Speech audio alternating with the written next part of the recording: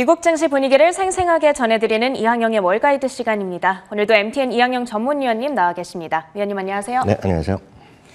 네, 3대 지수가 오늘은 모처럼 4거래일 만에 반등에 성공을 해줬습니다. 어떻게 분석하고 계세요? 네, 맞습니다. 3일 내내 주시장이 좋지 않았는데요. 오늘은 좀 모처럼 좀 반등을 했습니다. 나름 크게 반등한 것도 의미가 있겠습니다. 나스닥이 어저께 거의 이제 보합 수준에 마감됐지만 조금 약했는데요. 오늘은 결국 2% 가까운 반등에 성공했습니다. 정확히는 1.77%가 올랐습니다. S&P 500도 1%가 올라갔고요. 다우지수는 상대적으로 조금 적었죠. 0.55%가 올라갔습니다. 아마도 이번 달에 가장 약했던 나스닥이 그나마 좀 반등폭이 좀 컸던 하루로 기억하시면 되겠습니다. 유가는 60달러, 61달러 수준까지 내려오면서 오늘 에너지 주식이 상대적으로 11개 섹터에서 유일하게 오늘 약세로 들어간 섹터가 되겠습니다. 금값은 1,880달러, 1,890달러에서 1,900달러 넘지 못하고 지금 한 이틀째 이 정도 가격에서 움직이고 있습니다. 0.2%가 오늘 내린 모습이 되겠고요. 러셀 2000도 참고적으로 말씀드리면 0.6% 정도 상승을 했습니다. 섹터별로 보면 빅테크 이런 것들이 전부 다 반등을 주도하면서 어저께 이어서 기술주가 이틀 연속 11개 섹터에서 가장 강한 흐름을 이어갔습니다. 1.9%가 섹터로는 오늘 상승한 하루가 되겠습니다. 종목별로 좀 보겠습니다. 마이크로소프트가 1.4%가 올라갔습니다. 올해 들어서 소위 빅5, 빅6 중에서 가장 견조한 흐름을 보여주었던 것은 누가 뭐라 그래도 여러분들이 가장 많이 하루 종일 보고 있는 유튜브 있지 않습니까? 유튜브를 갖고 있는 구글이죠. 구글의 모회사 이름, 지주회사 이름은 알파벳인데요. 알파벳이 오늘 1.5% 올라갔는데요. 딱 그림만 보시더라도 알파벳은 사상체육과에 또다시 멀지 않은 그런 흐름까지 와 있습니다. 애플입니다. 애플은 오늘 2.1%가 올라가면서 어제도 상대적으로 부진했었는데 오늘 2.1% 올라갔습니다. UBS에서 155달러의 목표 주가를 재확인하면서 아이폰이 결국 많이 팔리는 것이 지금 시장의 현상이고 결국 이것이 모든 애플의 성공을 그대로 갖고 가는 것이다 라고 얘기하고 있고요. 특이하게 이 UBS는 구체적으로 애플을 얘기하고 있는데요. 155달러의 목표 주가에서 한 140여 달러는 아이폰 프로만 기존의 애플 때문이고 한 12달러는 정확하게 자동차에 대한 기대감을 반영시키고 있는데 여하튼 오늘 2.1% 올라갔습니다. 엔비디아 좋아하시는 분 많으신데요. 키뱅크에서 중립에서 매수로 상향했습니다. 목표 주가는 700달러를 확인했는데요. 그러면서 오늘 엔비디아가 4.9%, 5% 가까운 반등을 했습니다. 엔비디아에 대해서 소위 인공지능 시장에서 거의 독보적 위치에 있을 것이다 라는 얘기를 다른 여러 군데서 얘기했던 것인데요. 오늘 키뱅크도 비슷한 논조에 의견을 냈고요. AMD는 오늘 2.4%, 어저께 창사 이래 처음으로 자사주 매입을 발표했는데요. 그 효과가 오늘 이틀째 나오고 있는 모습이 되겠습니다. 네, 시황 판단과 주요 종목들의 흐름 먼저 들어봤습니다. 한편 오늘 이렇게 시장이 반등할 수 있었던 주된 상승 재료가 실업보험 청구 건수가 아닐까 싶어요. 매주 금요일 저희가 전해드리고 있는 경제 지표인데요. 어떻게 나왔을까요? 네, 맞습니다. 신규 실업 청구 건수는 이제 주별로 해갖고 다 내가 이제 쉽게 얘기해서 해고됐다는 얘기죠. 그래서 네. 보조금을 달라는 얘기를 이제 내는 겁니다. 그래서 각 주에서 취합해서 한 것을 이제 연방에서 발표하는 건데요. 신규 실업 청구 건수가 44만 4천 건이 나왔습니다. 2020년 3월 14일 그 주를 이후에 최저 수준까지 떨어졌고요. 전망치는 45만 2천 건. 물론 코로나 바이러스가 퍼지면서 팬데믹이 더 전까지는 20만 건 이하가 그냥 정상적인 수준인데 아직 그 거리감이 있으나 그만큼 지금 안정된 흐름 결국 계속해서 일자리가 열리고 있다라는 것에 방점을 찍혀 있습니다. 여하튼 44만 4천 건이 큰 역할을 한 것이 분명히 플러스가 되겠고요. 또 하나 이제 경제 지표는 이제 컨퍼런스 보드에서 발표한 겁니다. 컨퍼런스 보드라는 건 이제 민간 단체가 되겠죠. 그래서 각종 이제 경제 상황 이런 것들을 통계도 내고 발표하는 뭐 유명한 기관입니다. 그래서 CB라고 여러분들 많이 들어보셨을 텐데 여러 가지 이제 지수가 있습니다. 선행 지표도 있고 동행 지표도 있고 후행 지표도 있는데 오늘 이제 동행 지표도 같이 나왔지만 오늘 흥미로운 것은 이제 선행 지수가 되겠습니다. 플러스 1.6%가 나왔는데요. 작년 7월 이후 최고였고요. 역시 그것도 전망보다 좋으냐 나쁘냐가 핵심인데요. 전망이 1.4% 나왔었는데 이것이 1.6이 나왔습니다. 참고적으로 이제 경기 선행 지수라는 것은 한 10개의 지표를 구성합니다. 그중에 한 7개 정도는 이제 경제 지표고 한 두세 개는 이제 금융 관련 지표가 되겠는데, 여튼 이런 걸 통해서 지금 시장에서 상당히 많은 기대감이 있고, 바로 이런 것이 나면 얼마 안 있어서 경기 더 좋아질 수 있다, 그런 기대감이거든요. 그러니까 쉽게 생각하시면. 그런데 이런 것들이 오늘 긍정적으로 나왔다는 것도 자체도 주시장에 도움이 되겠고요. 참고적으로 2분기 GDP는 8에서 9%, 그리고 연간 성장률은 6.4%까지 오늘 상향해서 발표한 것도 여러분들 흥미로운 부분이 되겠습니다. 네, 오늘의 실업 지표와 경기 선행 지수가 긍정적으로 나왔다는 점이 시장 상승을 이끌었다라고 설명을 해주셨고요. 그런데 그 안에서 오늘 모처럼 테슬라가 그동안 지지부진한 흐름을 나타내다가 오늘 반등에 성공을 했습니다. 코인 가격 상승에 힘입어서 반등을 한 걸까요? 네, 맞습니다. 그 테슬라는 좋을 때도 시장의 중심이 있고, 재미없을 때도 논란의 중심이 있는 것이 일론 머스크이자 테슬라가 되겠습니다.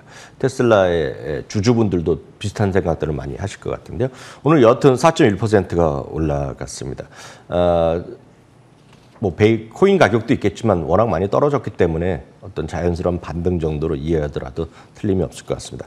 어찌되었건 코인베이스 같은 경우에도 오늘 좀 나름 반등을 했는데, 어저께 이제 지금 상장 이후에 반토막이 났다 말씀드렸는데요.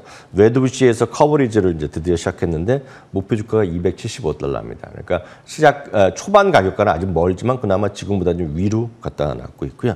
비트코인의 변동성은 계속되지만 어찌되었건 코인베이스의 지금 어떤 시장 지배력은 분명히 인정해야 된다, 이런 정도의 멘트가 나왔습니다.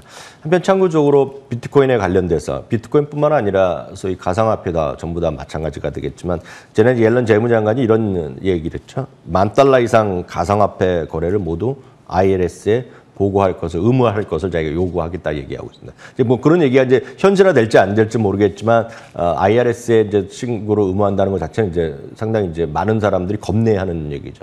$10,000라는 건 쉽게 해서 미국도 아마 제가 그런 거로 알고 있는데요. $10,000 이상은 현금 거래를 하면 은행에 입금을 하거나 찾아가면 이거 바로 보고하게 돼 있거든요. 이게 이게 $10,000가 안 된다는 것이 아니라 그만큼 이제 투명하게 모든 것을 보고하라는 의미인데, 바로 이 커런스 가상화폐 거래에 대해서 그렇게 얘기하는 것 자체는 뭔가 좀 불법으로 하는 사람은 없겠으나 혹시 있는 사람들은 걱정하는 사람도 있겠죠. 이런 거 다 노출되면. 그러니까 그런 정도로 보셔야 될게요. 하나 더 말씀드리면, 주시장에 당장 상관없지만 글로벌 최소 법인세가 또 하나 이슈거든요. 어려운 것이 아니라 미국 기업들이 자꾸 세금이 싼 나라를 자꾸 가는 거 아닙니까? 그러다 보니까 최소한 이 정도는 법인세를 받아야 된다는 얘기는 이제 국제적으로 이제 합의하자는 겁니다. 다만 이제 15%가 높냐 나쁘냐 중요한 것이 아니라, 당초 계속 얘기했던 건 21%를 얘기했는데요. 오늘 상당히 좀 낮춰서 제시한 것 자체는 나름 시장에서는 좀 긍정적이다라고 해석하고 싶네요. 네, 오늘 코인 가격의 상승을 이끌었던 그 이유들에 대해서 위원님께서 설명을 해주셨고요. 그 밖에 간밤 눈에 띄는 흐름을 보였던 특징주들 정리를 해볼 텐데, 일단 버진 갤럭틱이 굉장히 큰 폭으로 올랐습니다. 어떤 소식이 있었을까요? 네, 버진 갤럭틱도 좋아하시는 분 워낙 많이 계실 것 같습니다. 이제 우주 항공에 대해서 관심 갖는 분들 많으실 것 같고요. 14%가 오늘 급등하는 모습을 보여줬는데, 이제 버진 갤럭틱은 이제 사람들을 처음으로 이제 관광을 시키겠다고 얘기했던 쪽 아닙니까?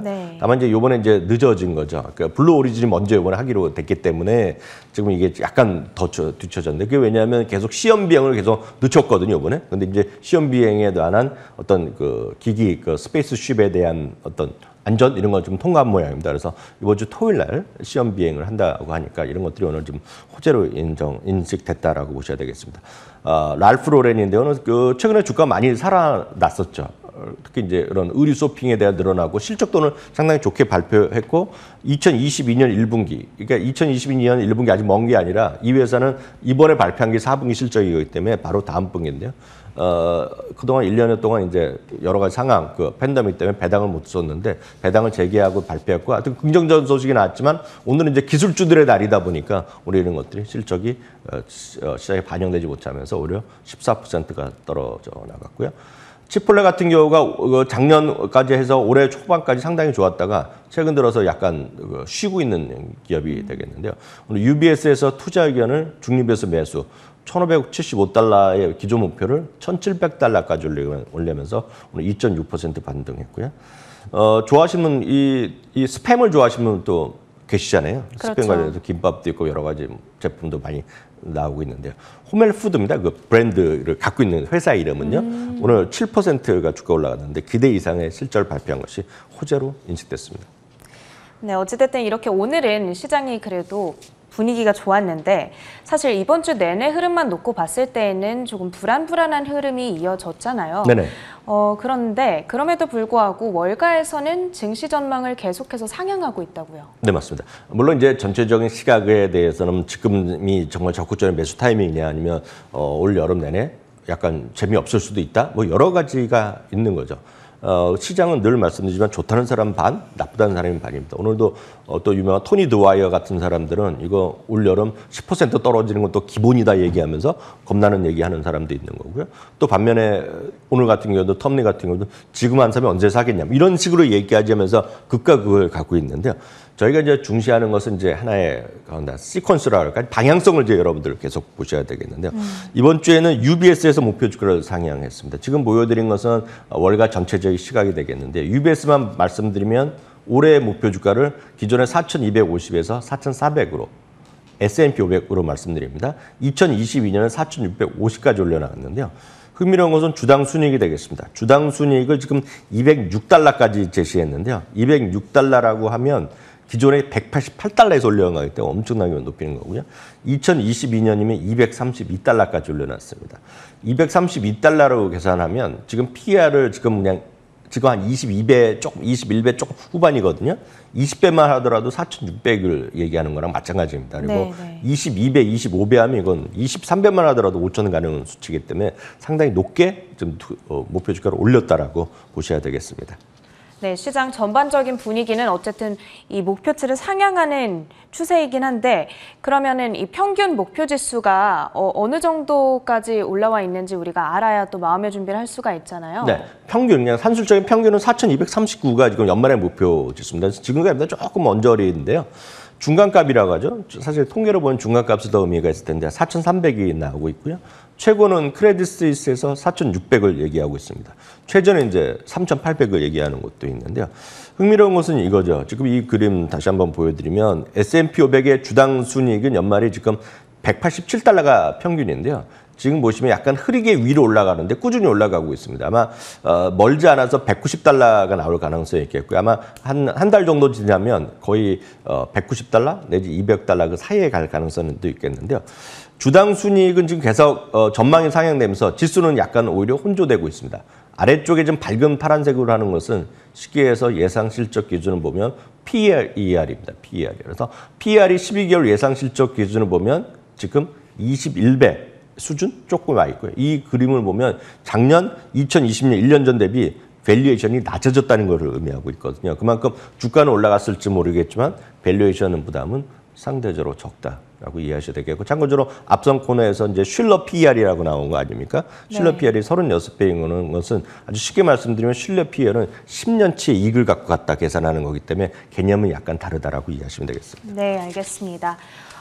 이번 주 참 힘든 한 주를 보냈습니다. 그 주식시장에 작년 말 혹은 올해 초 처음으로 입문하신 분들께는 더욱이나 혼란스러운 한 주를 보내셨을 것 같은데요. 그래도 전반적으로 증시 전망 자체는 월가에서 지금 상향 조정되고 있다는 부분 체크해 보시면 좋을 것 같습니다. 오늘도 MTN 이항영 전문위원님과 함께했습니다. 오늘 말씀 고맙습니다.